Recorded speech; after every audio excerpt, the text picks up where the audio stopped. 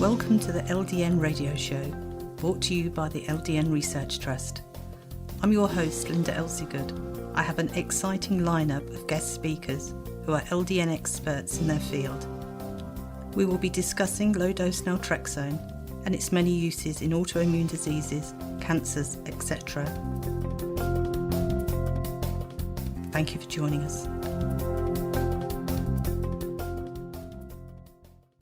Today we're joined by pharmacist Mark Filosi from Family Care Compounding Pharmacy in Florida. Thank you for joining us today, Mark. Well, thank you very much, Linda. It's great to be here with you today. So we'd like to find out more about who is Mark Filosi first. Well, I appreciate that. So I've been literally growing up in pharmacy.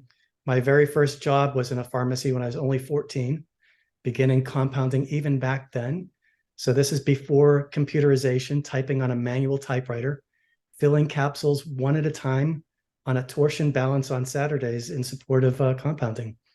Fast forwarding to 2023, where we've got really a state-of-the-art, very high-tech pharmacy. It's very, very different.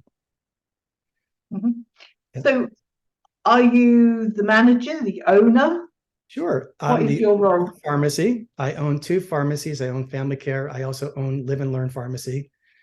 I've done a brief stint as a PCAB ACHC surveyor for accreditation and compounding, both sterile and non-sterile. I also sit on the board of directors for the Alliance for Pharmacy Compounding. It's really the only advocacy group that I know of in the United States in support of what we do and allows us to be able to compound things like low-dose naltrexone and bioidentical hormones. I'm a preceptor for 4 different universities in America. I'm a career coach for young pharmacists. I also teach educational programs for continuing education for pharmacists through the parent company that's sponsoring me, Medisca and LP3 Network. I'm a senior facilitator for them. I've worked teaching sterile and non-sterile, advanced non-sterile business for pharmacists for the last 15 years. And I've taken on a very new role. I'm basically off the bench now as a pharmacist, even though I still work in my stores. I'm a success partner with Medisca pharmacy compounding coaching services. So that's something that's very new. It's being launched really at your program. Wow, that's really interesting.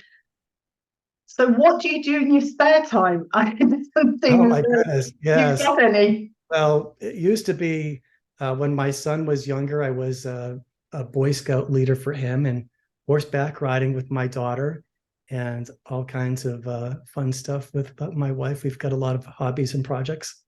Wow. A very busy man who doesn't sit still, obviously. No. So tell us about your pharmacies. Sure. The pharmacy, we've been in business for 27 years. I started way back when there really wasn't much support for compounding pharmacies, back when there was just a publication called the Secundum Artem, and I would learn everything that Martin Erickson talked about in that particular publication. And I, for example, learned how to compound a progesterone suppository. And then I would go out literally and market that one thing to physicians and practitioners in Florida. And I just became so impassioned with that I wanted to learn more. So I've taken flagship programs from Medisca, sterile compounding, non-sterile, and I've really expanded the scope of what we do to the point where I would say compounding has really eclipsed all the other things that I do in pharmacy. But I've probably done just about everything you could think of as a pharmacist. But really my most passionate and exciting thing that I do at my pharmacy is non-sterile compounding. I just love it. Mm-hmm. And what forms do you compound LDN into? Right now we compound rapid dissolve tablets, troches, which are just basically lozenges that you dissolve in your mouth. Capsules, of course, are probably our number one. But one of the exciting things that you might not know about is something called Nova Film from Medisca. So that can bypass, down the hatch into the stomach, then to the liver, then to the blood, then to the biological site of action. So we've got a new product called Nova Film, which is sublingual. But the unique thing about it, it's also mucoadhesive. So it gives your body much more opportunity for absorption in the tiny blood vessels inside your mouth. And it's kind of like a Listerine strip, or like there are some commercial products that are like that right now. But, the mucosal lining is kind of a moving target. There's a turnover rate with it. And this really makes it bind to that. And we're really looking forward to using low-dose naltrexone in that type of delivery system, because it's very novel, very unique. Somebody had told me, probably somebody who works for you. I knew that. I don't know how I knew it, but somebody has told me. Yes, it's a very recent development. Yeah. Do you do a nasal spray? Do you do I nasal don't. It's my feeling, and the feeling that the folks that support me at Medisca and LP3, that should probably start as a sterile compounded preparation. And, it doesn't have direct access to the body like an injection or intramuscular, but it's still something that you wouldn't want to introduce a pathogen into somebody's body. So because I don't really focus on sterile compounding anymore, that's not something that I really do. Because you mentioned 2 pharmacies. Are they run very similar? Yes, they are. Yep. So Live and Learn Pharmacy, a pharmacy I just purchased a few months ago, was nothing but compounding. And my pharmacy was a hybrid of just about everything: DME, retail, and of course, compounding. So what kind of doctors do you deal with in Florida? I know West Coast, it's mainly naturopathic doctors. I mean, Right. do you have MDs and DOs and physician's assistants, etc.? Right. So NDs would not be the primary here because they don't have prescriptive authority here in Florida. However, it's interesting. I could take a prescription from an ND in California because they do legally have prescriptive authority and the right to prescribe low-dose naltrexone in California. So if somebody called it in, say, to here, I could fill it. But in ND in Florida, I would not be able to. Okay. So it's very interesting. But I would say the primary prescribers that I see here in Florida would be MDs and probably nurse practitioners, especially because nurse practitioners here in Florida can be autonomous and they can open up their own practices. And this is really kind of a niche market that's very well supported with nurse practitioners. It's something that's really within their power to do that. Yes. We find that there are many nurse practitioners who seem to have more time to spend with patients than a doctor. I agree with that. So although I've got some really wonderful prescribing MDs, I will say that in my experience, nurse practitioners do give you more of their time. And because of that, that can be a very powerful experience for a lot of people. Yes. Now in Scotland, and we're going to start having them in England, we have, let me get it right, it's pharmacy consultant prescribers. Yes. Which very is similar here. Something so new. They've got it in Scotland, but we're getting it. Whereby you can COVID. where you can have well, I think in Scotland they had it before COVID, but you can go to your doctor with your pharmacist with minor things. Right. And in Scotland they could prescribe LDN as well, but in England I think it's going to be minor things to start with. So do you have that already in Florida? Yes, we do. So it depends on the state because each state is run like a small country. Right? We have different rules within the state versus federal laws, standards, and guidelines. But in Florida, we've got 2 programs. We've got something called Test to Treat, where pharmacists could do a CLIA-approved test. And then from that, we would be able to prescribe certain limited things like you're describing in Scotland. But we also have something called a collaborative practice model, where we could create a collaborative practice agreement with a practitioner and then prescribe things within that agreement.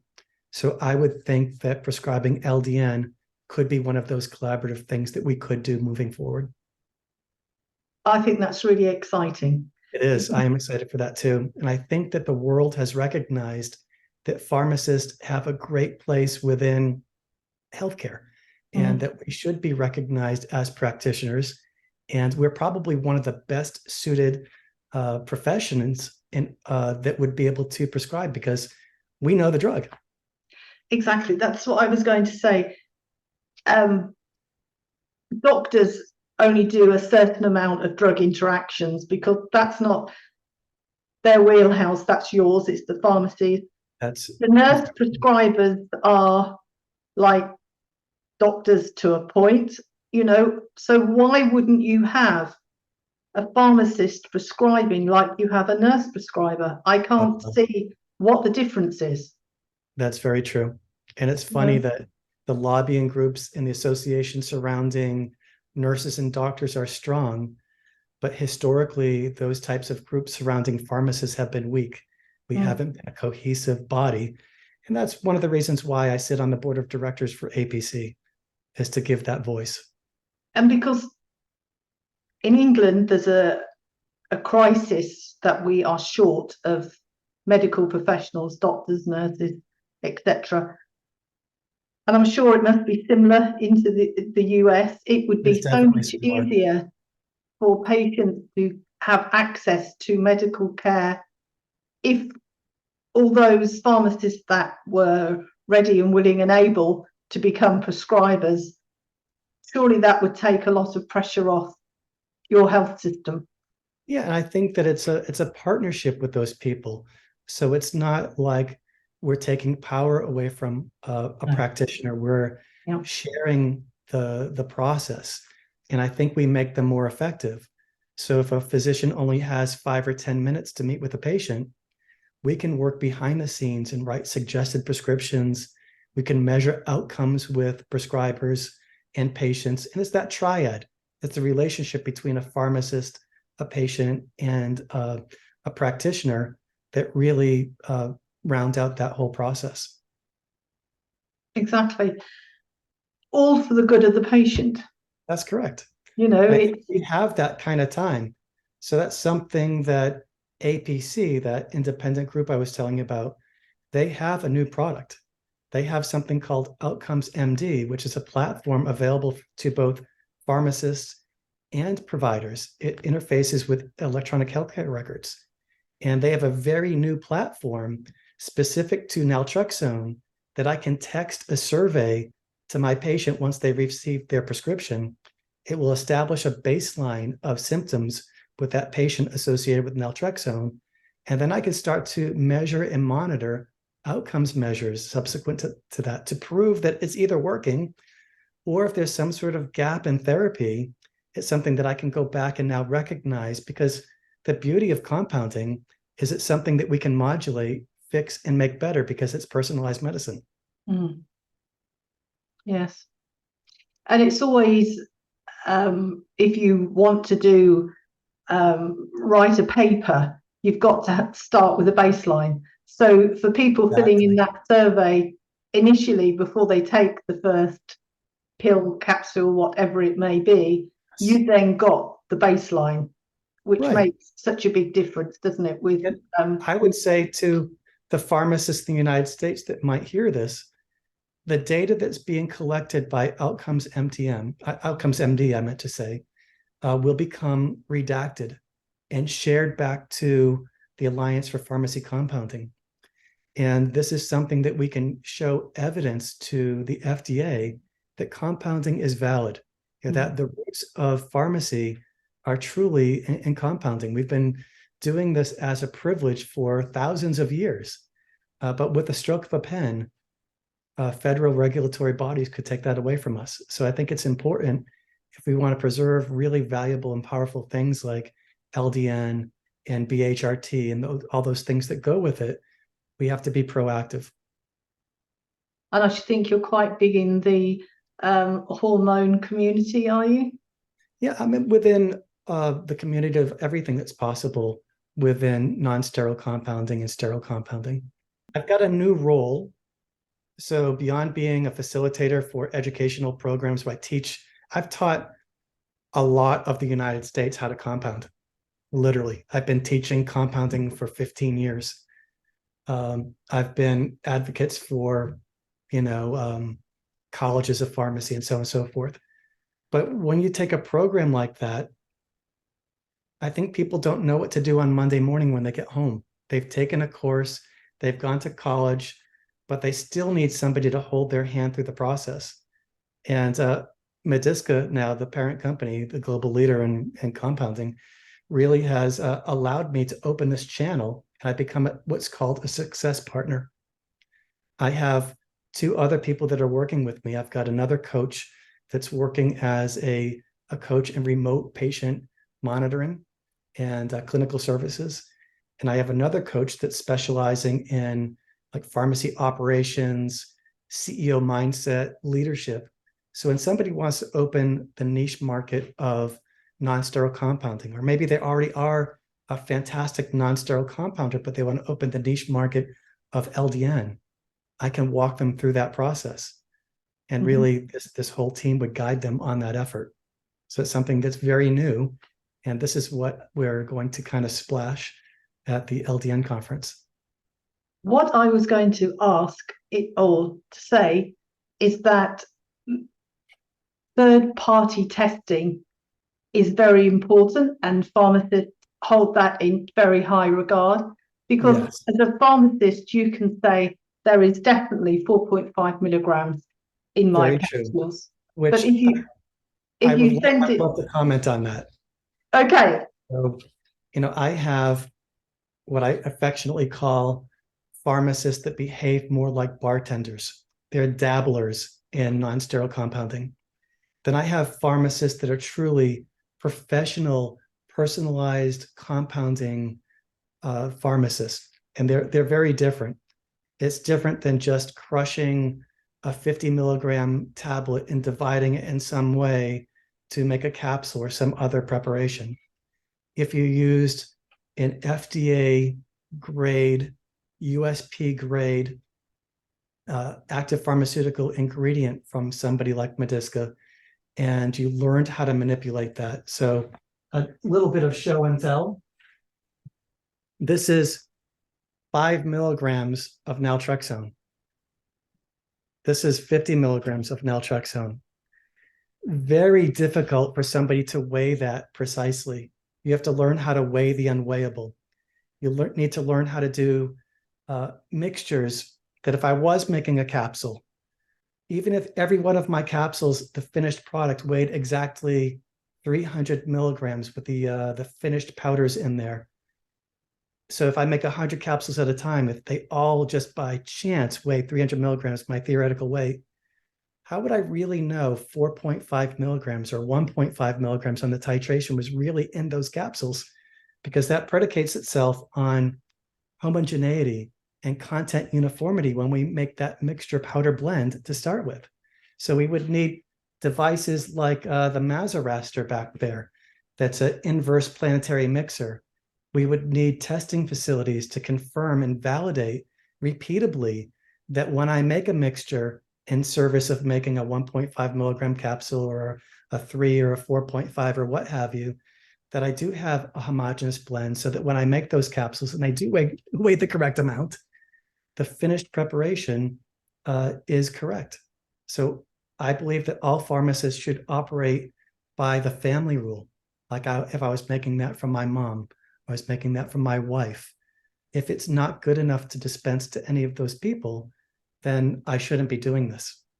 So, if you're just dropping a tablet into a glass of water, are you thinking about the fact that naltrexone is the salt of a strong acid, and it could be either more dissociated or less dissociated in the presence of an acid or a base? It could undergo hydrolysis in water. It's not stable. What happens if a lot of the excipient ingredients have grabbed onto that drug and it's at the bottom of the glass? And you're supposed to drink 1/10 of this glass to give you, the 5 milligrams, which is going to be nearly impossible. So at the beginning of that glass, maybe you get a light dose. At the bottom of the glass, maybe you get a heavy dose. And you're looking at a narrow therapeutic index drug where we're telling people that 1.5 milligrams in increments, this is what you need to do. if we're giving people instructions that are that precise, if we're doing very low dose naltrexone and ultra low dose naltrexone, how is that possible without this committed, validated process? Exactly. Well, we've run out of time. So would you like to give people your website so they can go and find out more? Yes, I would tell them to go on to medisca.com. They can look at Pharmacy Success Partners. They can look at our services. They can look at formulation development. We have everything really in need, from LP3 education. It's a one-stop shop really to get somebody up to speed and able to do something like this, which really is something that you really need to pay close attention to, because if you don't do it right, we can cause patient harm instead of patient good. And I think that if you really want to do things correctly, you ought to work with somebody like this company, Medisca. Any questions or comments you may have, please email me, Linda, Linda, at ldnrt.org. I look forward to hearing from you. Thank you for joining us today. We really appreciated your company. Until next time, stay safe and keep well.